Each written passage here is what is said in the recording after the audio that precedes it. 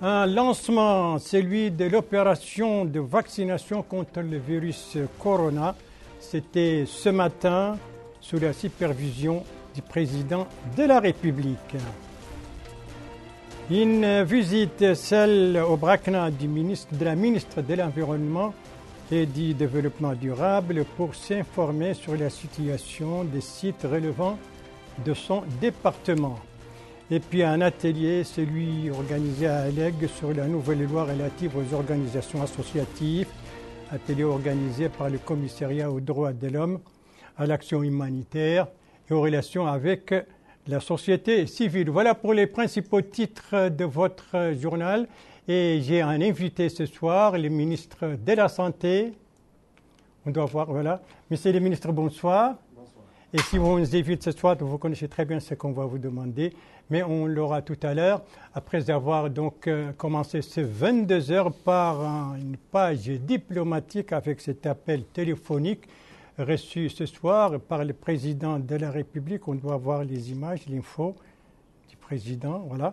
Donc c'est un appel reçu par le président de la République ce soir et de son frère, et son Altesse royale Mohammed Ben Salman, prince héritier, vice-premier ministre et ministre de la Défense du Royaume frère d'Arabie Saoudite. C'était l'occasion pour les deux hommes d'aborder au cours de cette communication les solides relations historiques entre les deux pays frères et le rôle pionnier que joue le Royaume au service de l'islam et des causes de la Oumma au plan arabe et islamique. Les deux dirigeants ont exprimé leur profonde satisfaction du niveau de convergence des points de vue en ce qui concerne les questions d'intérêt commun évoquées et leur volonté de renforcer les liens de coopération et de coordination entre les deux pays dans l'intérêt de deux peuples frères et du renforcement de l'action arabe commune ainsi que dans l'intérêt des justes causes de l'humanité.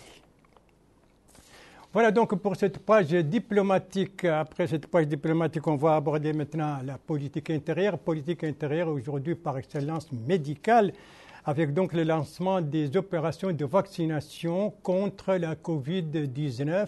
Eh bien, le lancement s'était fait aujourd'hui au Centre hospitalier national et c'était sous la supervision du président de la République, M. Mohamed Ould Cheikh El Ghazouani. Compte rendu Bokar Baïleba.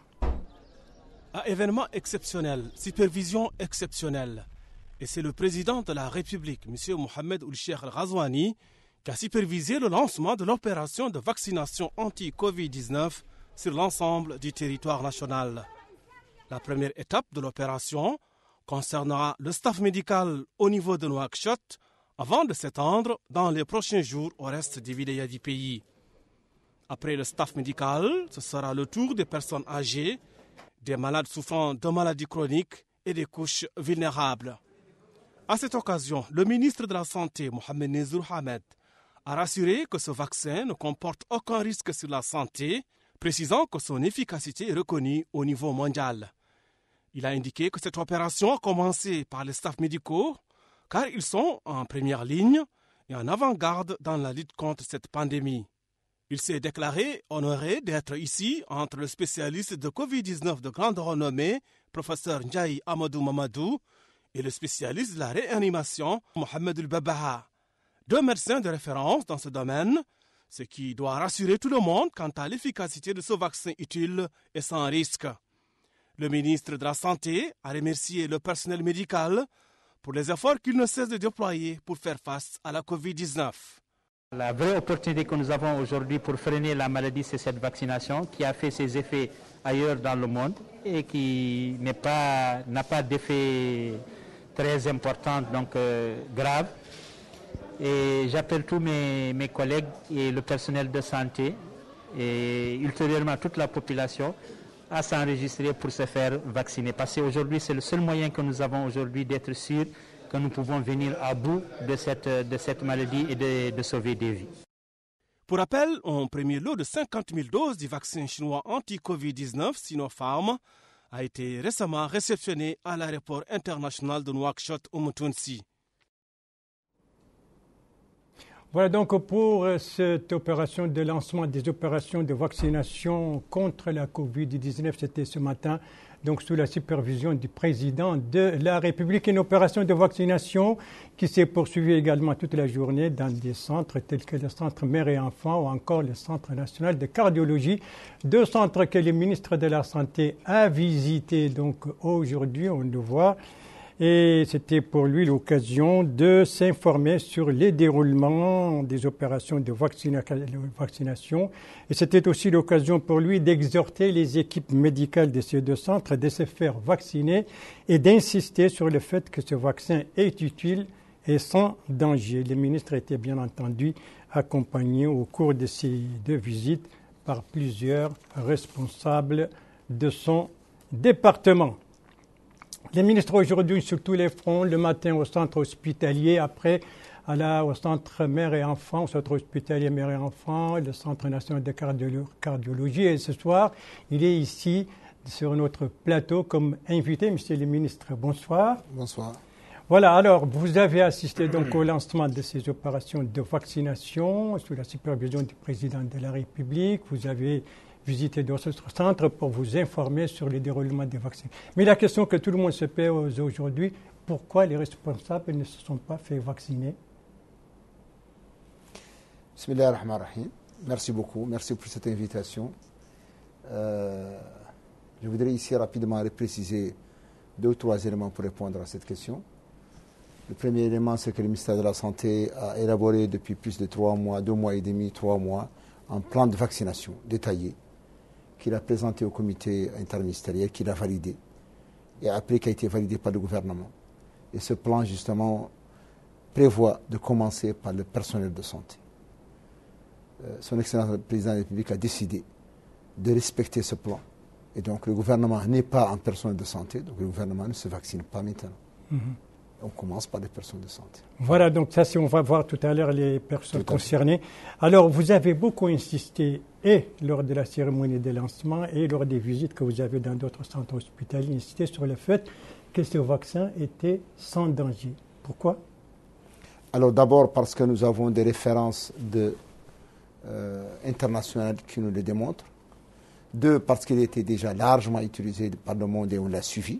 Aujourd'hui, il est utilisé par plus d'une trentaine de pays. Le chiffre déjà utilisé de ce vaccin dépasse quelques millions et qu'aujourd'hui la littérature ne ressort pas de cas d'effets secondaires. Par exemple, récemment, il y a eu une discussion autour de AstraZeneca, mais celle-là aussi a été remise en cause par l'OMS et par l'Agence européenne. Donc aujourd'hui, nous n'avons aucun problème par rapport au vaccin qu'on a commencé aujourd'hui, qui est le Sinopharm, qui est un vaccin naturel. Sinopharm, elle vient de Chine. Voilà, et qui est un vaccin naturel. Ça veut dire que c'est un vaccin d'un virus atténué. Ce n'est pas un vaccin transformé. Donc normalement, il se comporte comme les vaccins classiques que nous avons, qu'on utilise aujourd'hui pour tous les enfants que nous avons. Ah, donc vous répétez qu'elle est sans danger. Ah oui, et aujourd'hui, je précise que sur les 215 personnes qui ont été vaccinées, on n'a pas eu un seul cas. Parce que chaque fois qu'on vaccine une personne, on la garde 15 minutes.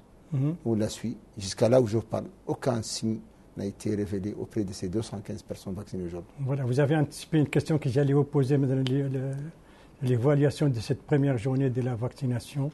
Voilà, elle a touché une dizaine de structures hospitalières, mais aussi non hospitalières, parce qu'il y a les hôpitaux, mais il y a des centres tels que l'Institut national de pathovirologie, le Centre national de transfusion sanguine, le CNORF, mais aussi l'hôpital militaire.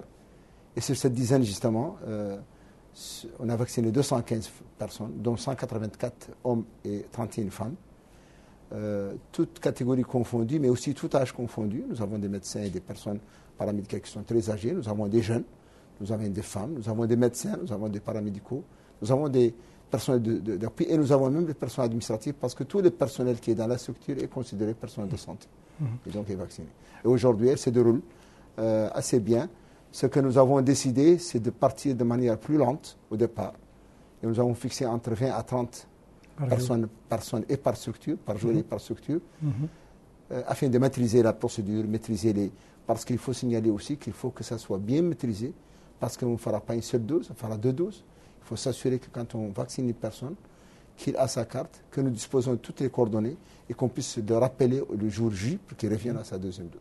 Donc on voudrait aller doucement. Donc, et c'est l'occasion, donc, Monsieur le ministre, de nous rappeler les différentes phases de cette opération et qui sont les premières personnes concernées. Voilà, alors comme j'ai dit, le plan prévoit de commencer par les personnels de santé. Pourquoi les personnels de santé? Parce que nous avons 2 ou 3 critères qui sont utilisés. Le premier critère, c'est l'exposition au risque. Et les personnes de santé les plus exposées parce qu'il est au contact des malades. Le deuxième critère, c'est la fragilité. Le troisième, et c'est pourquoi les personnes âgées et les personnes malades sont prioritaires. Le troisième, c'est les personnes qui sont en contact avec beaucoup de personnes, beaucoup de populations et les personnes de santé avec, mais aussi le chauffeur de taxi, mais aussi le commerçant, mais aussi le personnel de sécurité.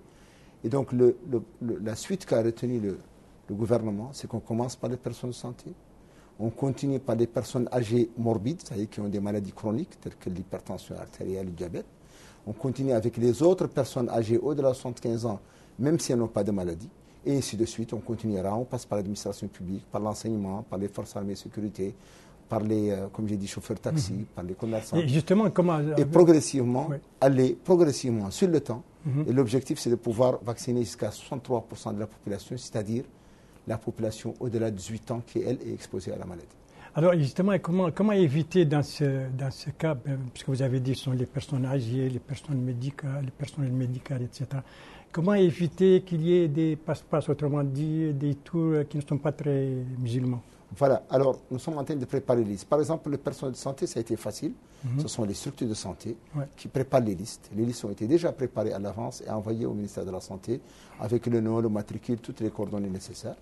Et chaque structure, tous les jours, à la veille, ceux qui ont été vaccinés aujourd'hui, on a reçu le liste hier, parce qu'il faut signaler aussi qu'il faut préparer le nombre exact de vaccins, parce qu'on n'aimerait pas sortir plus que ce qui est nécessaire, parce que ramener le vaccin à la chaîne de froid n'est pas très indiqué. Donc on amène juste ce qui est suffisant, et donc ces listes sont là. Deuxième élément, il restera maintenant les groupes qui sont constitués, c'est la même chose. L'administration, c'est l'administration qui les livrera. Mais les autres, nous sommes en train de préparer une plateforme qui sera en place et qui permettra justement de mettre les critères. Par exemple, un patient, pourquoi savoir? Il faut qu'il ait son attestation de son médecin, de la maladie qu'il a, et cette personne-là, et l'âge est facile à savoir, c'est la carte d'identité nationale. Donc, il y aura des vérifications par rapport à ça. Et ça, ce n'est pas uniquement pour le Nouakchott, mais également pour l'intérieur du pays. Comment ça sera Voilà, organisé? alors, normalement, la première semaine, on restera à Nouakchott dans les hôpitaux, et on restera sur le personnel de santé. À partir de la deuxième semaine, si ça évolue comme on le veut, on continue avec les hôpitaux, mais on ouvrira au niveau des hôpitaux de Nouakchott les malades âgés, et on ira vers les hôpitaux de l'intérieur avec les personnels de santé et les personnes âgées et malades, et ainsi de suite, on continue, et après on ira au centre de santé pour santé, mais de manière progressive pour continuer à maîtriser le processus. 50 000 doses, est suffisant? Ça c'est pour la première vague, le premier, pour démarrer, on a démarré, mais on attend dans les prochains jours suffisamment de quantité pour assurer qu'on continue la vaccination sans interruption, c'est ce qu'on espère. En sachant qu'il y a une forte tension sur les vaccins, mais le gouvernement a pris des dispositions pour qu'on puisse avoir... Les vaccins donc sont là, ça a commencé l'opération de vaccination. Alors maintenant, où sont les mesures préventives? Très importante comme question, et ça c'est important de dire à la population que ces vaccins ne remettent pas en cause l'importance de ces mesures. Il faut continuer à garder le masque, il faut continuer à laver ses mains au savon, il faut continuer une certaine distanciation, parce que c'est important et c'est comme ça qu'on vaincra l'épidémie. Voilà, M. Mohamed Nadirou Hamad, ministre de la Santé, merci bien. Vous étiez notre invité. Merci pour toutes ces précisions et très bonne chance. Merci. Et un bon repos surtout, puisque vous aviez une journée très chargée.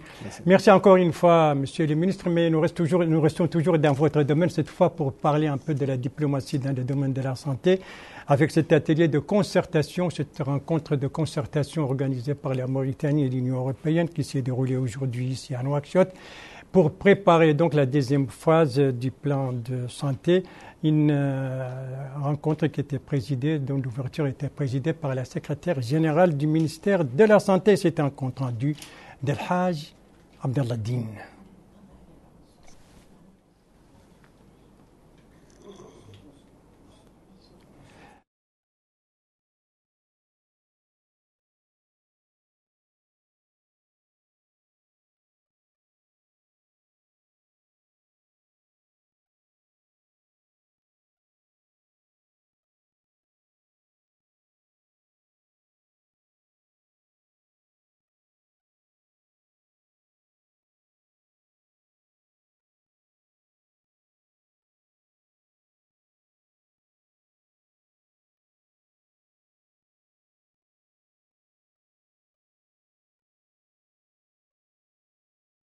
Voilà, on va revenir maintenant sur cette concertation aujourd'hui qui s'est déroulée à Nouakchott entre la Mauritanie et l'Union européenne, une rencontre d'une journée présidée, donc l'ouverture est présidée par la secrétaire générale du ministère de la Santé. Cette fois, c'est la bonne, et c'est un compte-rendu d'El Hajj Abdallah Din. Cet atelier se focalise autour de la programmation de la seconde phase du programme d'appui au secteur de santé. Ce programme, dénommé PASS, est réparti en deux phases. La première couvrait la période 2017 et 2021. La seconde sera programmée à l'horizon 2023. Le programme donne la priorité à l'élargissement de la couverture sanitaire, au durcissement du contrôle des médicaments et à la disponibilité des ressources humaines capables de consolider la gouvernance. Ouvrant cette rencontre de concertation, la secrétaire générale du ministère de la Santé a expliqué la finalité de l'atelier. Le présent atelier se focalisera sur les priorités dégagées par les différentes évaluations, mais aussi des orientations partagées par son Excellence, Monsieur le ministre de la Santé.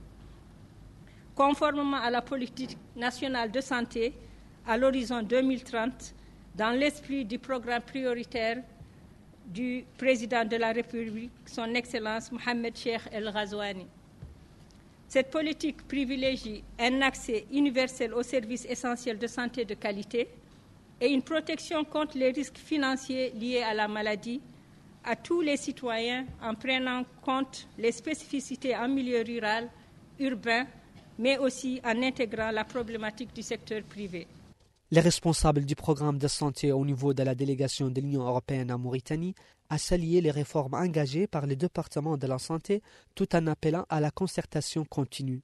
Il y a des réformes profondes qui ont été mises en œuvre, qui sont en train d'être mises en œuvre, et ces réformes profondes vont porter la Mauritanie à créer un système de santé qui donne un service à sa population. Vrai. Et ça, c'est vraiment un chemin qui est tracé désormais. L'Union européenne ne fait que se mettre sur ce chemin qui est tracé. C'est pour cela que nos objectifs ne sont pas des objectifs différents de ceux du ministère de la Santé, du PNDS, de la politique nationale de la santé. On ne va pas au-delà de ça.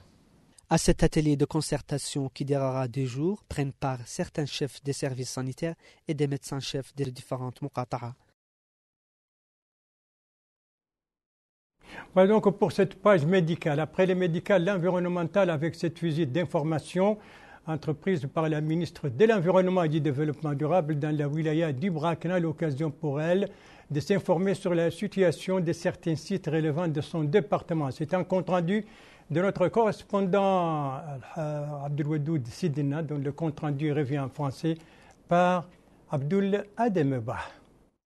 La localité de Kreim Ragat, relevant de la Muqata'a de Chegar, a constitué une étape de ce déplacement de Madame la ministre de l'Environnement et du Développement durable. Sur les lieux, il s'est enquis du projet de défense de ces réserves de 50 hectares, ce qui a été réalisé par l'Agence nationale de la Grande Muraille Verte.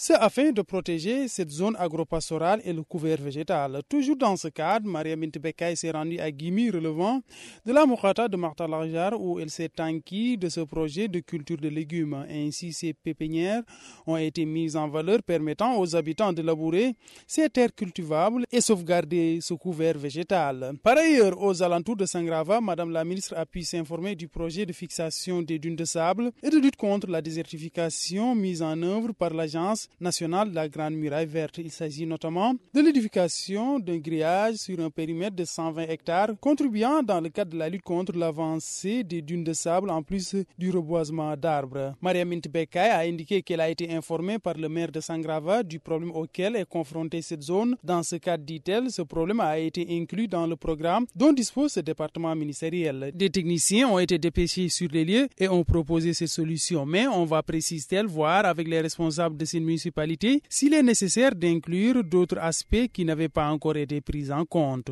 Au cours de ces différentes étapes, la ministre de l'Environnement et du Développement durable a recueilli les doléances des habitants concernant ces gros pastorales. Voilà donc pour cette visite d'information de la ministre de l'Environnement et du Développement durable au Brakna. Autre haut responsable également en visite dans cette wilaya, mais cette fois à Alleg. Il s'agit du commissaire chargé des droits de l'homme, de l'action humanitaire et des relations avec la société civile. Le commissaire qui a présidé une rencontre de sensibilisation autour de la nouvelle loi relative aux associations, aux fondations et aux réseaux. C'est toujours un compte rendu de notre correspondant Abdoudou Sidina, dont le compte rendu est revu en français par Bokar Baileva. La rencontre a donné lieu à des exposés portant sur l'ordonnance numéro 004-2021 récemment adoptée, qui donne une définition plus précise de l'association et détermine les règles régissant sa création, son fonctionnement, ses règles internes, les raisons conduisant à sa dissolution ou sa suspension. Et dans une allocution prononcée pour la circonstance, le commissaire aux droits de l'homme, à l'action humanitaire et aux relations avec la société civile, Mohamed Hassan El-Boukhaïs, a indiqué que la loi constitue un cadre qui incarne une nouvelle vision cohérente avec le mécanisme constitutionnel en matière de liberté et droit et œuvrer pour accroître la présence de la société civile dans le renforcement de l'état de droit, la consolidation de la démocratie et la mise en œuvre des politiques de développement. Il a ajouté que le commissariat continue de travailler sur l'encadrement et le professionnalisme du tissu associatif, car dans ce cadre, la loi a été préparée, un système d'information a été mis en place pour le suivi, le processus d'évaluation du Forum des acteurs non gouvernementaux a été lancé et un fonds pour soutenir le professionnalisme des organisations non gouvernementales a été activé. Cet atelier est donc organisé par le commissariat aux droits de l'homme. Parlons à présent de cette rencontre qui s'est déroulée aujourd'hui à Nouakchott autour du secrétaire général du ministère de l'Emploi, de la Jeunesse et des Sports et qui a regroupé autour de lui les présidents des conseils régionaux et l'association des maires de Mauritanie. Alors sur quoi, quel est l'objectif de cette rencontre? Élément de réponse avec Abdoulaye Demeba.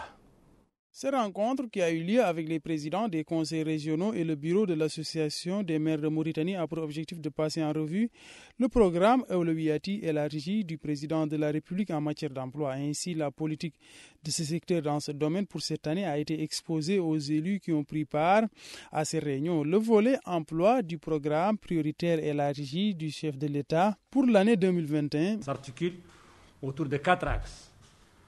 Un axe concernant le programme Mehneti, un autre axe qui concerne le programme Meshroui Mustaqbali, le troisième axe concerne les tricycles et le quatrième axe concerne l'entrepreneuriat et le financement de petites et moyennes d'AGR et de moyennes et petites entreprises. Donc, ces activités vont au total générer à peu près 9000 emplois pour l'année 2021. Et le travail que nous allons faire va s'articuler sur ces 4 grands axes. Les tricycles, on aura à faire bénéficier 2000 jeunes et les former pour remplacer les charrettes. Le Meshroui Mustaqbali, on aura 750 jeunes prometteurs de petites et moyennes entreprises. Et au niveau de Mehneti, on aura 2000 apprentis qui seront formés et insérés dans les petits métiers. Par la suite, le coordinateur du programme Meshroui Mehneti, Hamadi Oulbekay, a indiqué que le programme Ewlewiyati élargi comprend plusieurs domaines qui vont bénéficier de cet appui. Il s'agit notamment de la formation dans le cadre des métiers pour une main-d'œuvre qualifiée, l'appui aux PME, le financement des projets en milieu urbain et rural. Ahmed Ouleli, vice-président de l'association des maires de Mauritanie, a mis en avant l'utilité de ce programme et a salué cette collaboration avec les municipalités qui, dit-il, permettra d'obtenir des résultats probants. Rappelons que le volet emploi du programme Ewlewiyati élargi a pour objectif de créer 52 000 emplois pour une durée de 30 mois. Voilà cette rencontre organisée par le ministère de l'Emploi, de la Jeunesse et des Sports autour du programme Ewlewiyati du président de la République. Rencontre avec les présidents des conseils régionaux, mais aussi les bureaux de l'Association des maires de Mauritanie. Merci de suivre les CTF de Mauritanie à la suite du journal avec nos bureaux régionaux au Hod Sharqi et au Gorgol. On commence d'abord par le Hod Sharqi avec cette soirée de sensibilisation organisée à Néma. C'était hier soir. Elle est organisée par l'initiative des citoyens pour le développement. C'était donc hier soir. L'objectif, c'est de sensibiliser sur l'importance de la foire des ressources animales prévue à la fin de ce mois dans la ville de Timbedra. Sensibiliser sur son importance pour le développement de cette richesse qui constitue un pilier fondamental de l'économie dans cette wilaya. Sensibiliser sur ses répercussions positives et économiques. Et donc, les organisateurs ont également salué la grande importance accordée par les pouvoirs publics à cette ressource animale, principale richesse de cette wilaya. La foire de Timbedra sera organisée à la fin de ce mois, une foire très importante, la première du genre. Elle sera organisée sous le haut patronage du président de la République. Et d'ores et déjà, donc, la ville donc, connaît une intense activité, particulièrement son marché de bétail, comme l'a constaté l'un de nos correspondants permanents là-bas, Mohamed Amar Belloul, dont le compte rendu est revu en français par El Haj Abdellahdine. Quelques jours avant le lancement de la foire nationale de l'élevage, le marché de bétail à Timbedra connaît un dynamisme notoire. Les propriétaires de bétail amènent leurs troupeaux, dont ils vendent diverses espèces en grande quantité. Ils s'approvisionnent au niveau des marchés de bétail avoisinants. Les propriétaires profitent de cette foire de l'élevage pour faire un maximum de gains. Les marchés hebdomadaires constituent la source habituelle d'approvisionnement. Ce propriétaire de bétail indique que la ville de Timbedra n'avait jusque-là que 2 jours d'activité commerciale réservés à la vente du bétail, en l'occurrence le jeudi et le dimanche. Mais avec la foire, dit-il, le marché de localités avoisinantes continue d'approvisionner la ville en ovins et caprins. Cet autre propriétaire fait le même constat. Il ajoute que nombreux sont les hommes qui louent des véhicules pour acheminer leurs troupeaux afin de pouvoir les vendre au moment de la tenue de la foire de l'élevage qui se tiendra bientôt dans la ville. C'est ainsi que le marché des bétail de Timbedra est devenu une destination privilégiée pour les propriétaires des bétails désireux de vendre leurs troupeaux. Ce dynamisme est le reflet d'un élan nouveau insufflé par la foire de l'élevage. Une foire de l'élevage, donc une foire sur les ressources animales, la première du genre, organisée à la fin de ce mois dans la ville de Timbedra au Hod Sharqi. Le Hod Sharqi que nous quittons pour le Gorgol, dont la capitale vient d'abriter un atelier sur les travaux dangereux et interdits pour les enfants de moins de 18 ans. Et c'est une rencontre qui est organisée par le ministère de la fonction publique, du travail et de la modernisation de l'administration. Précision sur cette rencontre avec notre correspondant permanent là-bas, Mohamed Oulbilal. Le compte rendu revient en français par Abdoulaye Demeba. Au cours de cette journée de concertation, les participants à cet atelier, à savoir les représentants des centrales syndicales, les acteurs de la société civile, les représentants du département de la fonction publique du travail et de la modernisation de l'administration se sont réunis afin d'élaborer une liste des travaux interdits aux enfants. Le wali du Gorgol, Ahmed Naoul Sidiba, a affirmé que le ministère de la fonction publique du travail et de la modernisation de l'administration a, dans le cadre de son plan d'action pour l'année 2021, d'importantes actions permettant de renforcer le cadre juridique et institutionnel régissant les travaux interdits aux enfants.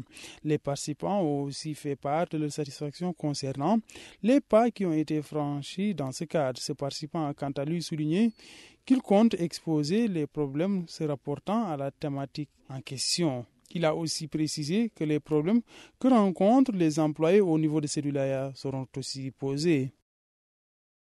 C'est un atelier donc de concertation pour définir la liste des travaux dangereux et interdits au moins de 18 ans. C'était à Kaïdi, la capitale du Gorgol. Voilà, ce journal est à présent terminé. Merci à vous, madame, mademoiselle, monsieur, de l'avoir suivi. Merci bien entendu aux équipes rédactionnelles et techniques qui ont participé à sa conception. Je vous en rappelle les principales informations. Ça, c'est le centre hospitalier national qui était le théâtre aujourd'hui du lancement des opérations de vaccination contre la Covid-19 et c'était sous la supervision du président de la République.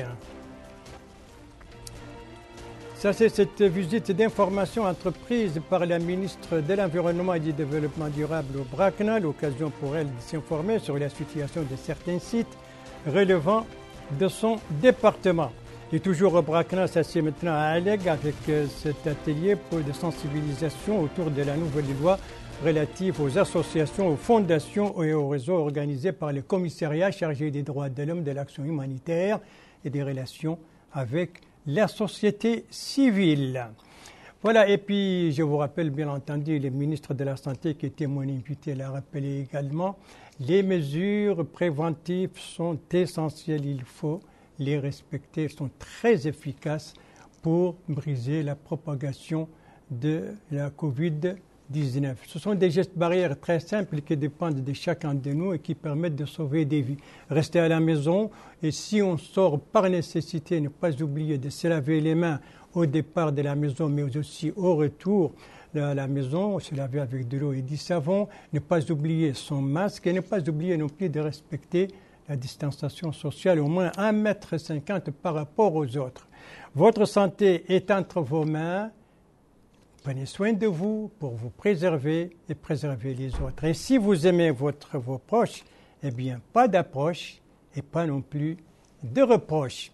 Et sur ce, je vous souhaite une très très bonne fin de soirée, une très très bonne fin de semaine et je vous donne rendez-vous, Inch'Allah, demain à la même heure, 22h. Bonsoir.